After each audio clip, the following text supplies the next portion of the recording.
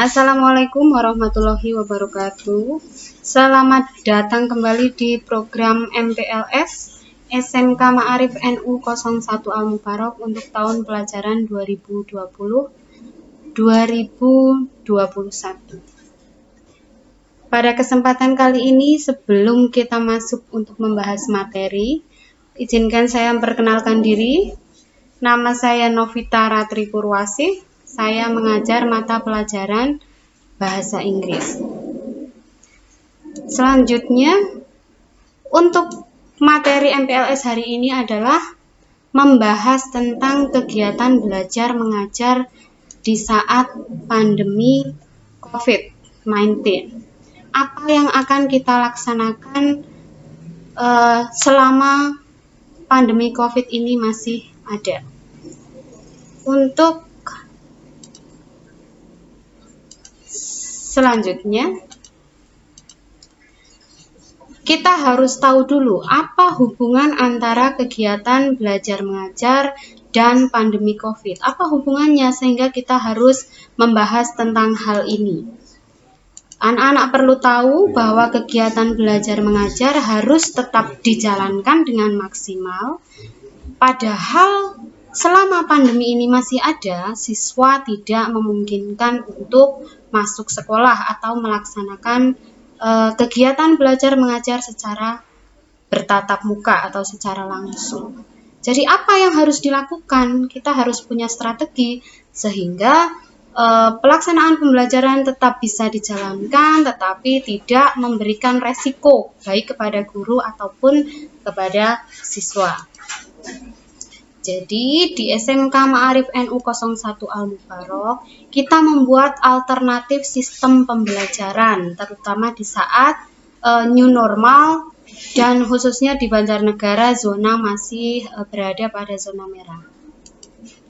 Sekolah kita memiliki dua opsi pelaksanaan pembelajaran. Yang pertama adalah pembelajaran secara daring atau online. Kemudian yang kedua adalah pembelajaran luring atau luar jaringan. Apa yang dimaksud pembelajaran daring dan apa yang dimaksud pembelajaran luring?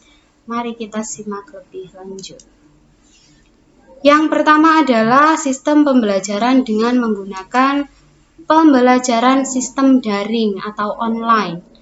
Jadi untuk sistem pembelajaran yang pertama ini diperuntukkan bagi siswa-siswi yang membawa atau memiliki HP. Kenapa saya bilang siswa-siswi yang membawa HP atau memiliki HP?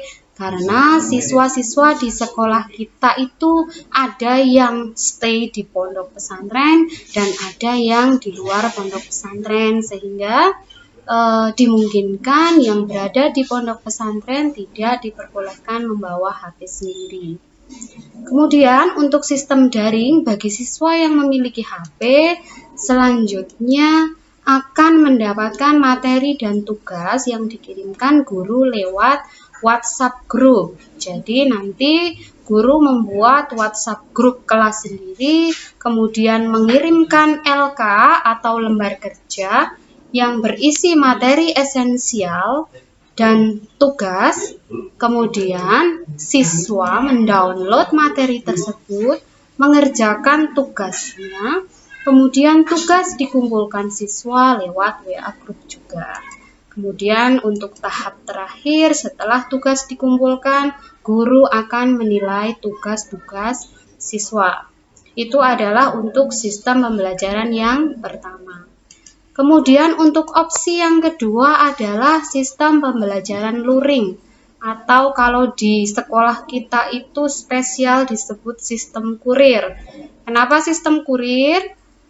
Ini dikarenakan kita membutuhkan koordinator. Sebelumnya sistem luring ini diperuntukkan bagi siswa yang tidak memiliki atau tidak membawa HP, khususnya yang berada di dalam pondok pesantren.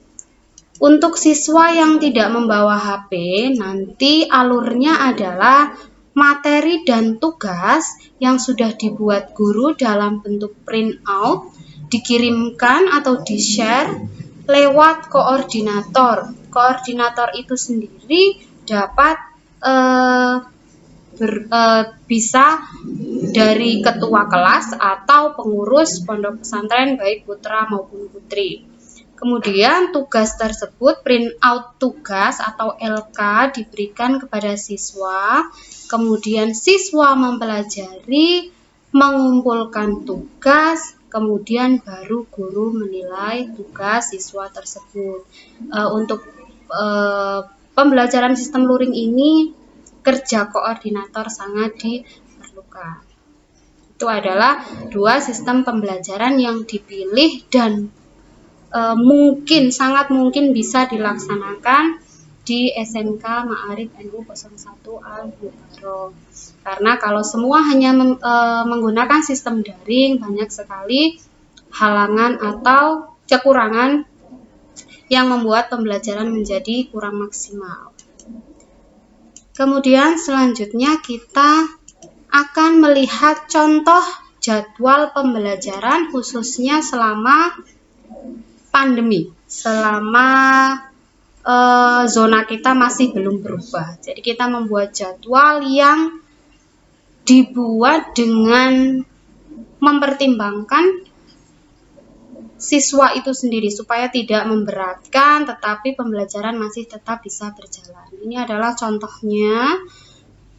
Contohnya untuk minggu keempat di bulan Juli, ini setiap minggunya kita memiliki 4 hari efektif untuk pemberian LK dan 1 hari untuk pengumpulan tugas. Contohnya kelas 10 TSM, hari Senin ada jadwal PABP atau agama. Kemudian hari Selasa matematika, hari Rabu bahasa Jawa, hari Kamis teknologi dasar otomotif atau produktif. Nah, di hari ini, setiap hari ini, siswa akan mendapatkan LK dari guru yang berupa materi dan tugas, baik itu secara daring di grup WhatsApp ataupun secara luring melalui koordinator. Jadi setiap hari silakan materinya dipelajari, LK-nya dikerjakan. Kalau bisa setiap hari langsung dikerjakan supaya tugas tidak menumpuk. Nah, kemudian di hari Jumat kenapa kosong? Karena ini diberi waktu untuk menyelesaikan tugas-tugas yang mungkin belum selesai pada hari-hari sebelumnya. Baru kemudian setiap hari Sabtu siswa wajib mengumpulkan tugas, baik tugas yang melalui WhatsApp group maupun tugas print out yang melalui sistem luring. Itu adalah contoh jadwal pembelajarannya. Jadi setiap minggu nanti pembelajarannya bisa berbeda materinya. Bagaimana supaya pembelajaran kita yang masih belum normal ini bisa berjalan dengan maksimal? Apa yang harus kita lakukan? Yang pertama yang harus ada itu adalah sehat dulu. Jadi anak-anak harus menjaga kesehatan dulu, makannya dijaga, kebersihannya dijaga supaya kalau sehat nanti bisa mengerjakan kegiatan pembelajaran dengan maksimal. Yang kedua adalah disiplin. Seperti saya bilang tadi, setiap hari akan ada LK, akan ada kegiatan pembelajaran. Supaya tidak menumpuk, kalian harus disiplin supaya yang Senin selesai hari itu juga, yang Selasa juga. Jadi ketika hari Jumat sudah tidak ada yang perlu dikerjakan. Kemudian yang ketiga adalah bertanggung jawab. Setiap tugas, setiap LK yang diberikan itu adalah kembalinya kepada anak-anak sendiri. Jadi yang mengerjakan dan tidak mengerjakan itu nanti efeknya juga akan ke anak-anak sendiri. Silakan latihan untuk bertanggung jawab karena anak-anak sudah bukan anak-anak lagi, tetapi sudah menjadi siswa SMK yang harus bisa tahu mana yang harus dilakukan dan mana yang tidak. Kemudian yang terakhir dan tidak kalah penting, silahkan apa yang harus dikerjakan, pembelajarannya, materinya, tugasnya silahkan kerjakan dengan senang hati supaya nanti kembalinya ke sehat.